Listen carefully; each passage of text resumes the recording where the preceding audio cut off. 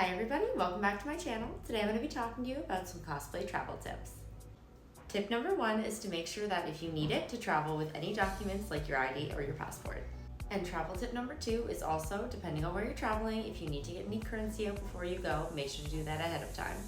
My third tip is for, again, if you're traveling somewhere you've never been, to make sure you know the local emergency numbers for police, ambulance, and fire station. And my fourth tip is if you're traveling somewhere that requires it, make sure to get travel insurance. My fifth tip is to make sure to check ahead of time for locations for food around the convention if you've never been to the area. My sixth tip is to make sure to check if there's any places that offer free public Wi-Fi around the convention or in the convention itself if you aren't somewhere you can access your data. My seventh tip is to make sure to map out your route to the convention from where you are staying. So make sure you look at the public city transit as well as any cabs or anything you might need. And if you're driving, make sure to look at parking fees. My eighth tip is if you're traveling to the convention for any long period of time and you're not going in your costume, to make sure to bring comfortable clothes to travel to the convention in.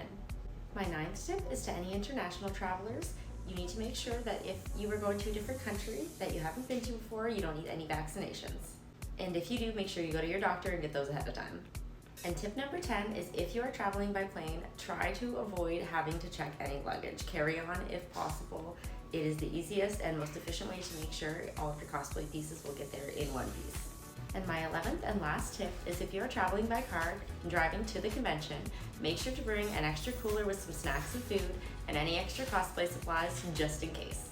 Thanks for watching this video. If you liked it, make sure to like and subscribe to my channel. I post weekly cosplay videos. See you next Friday.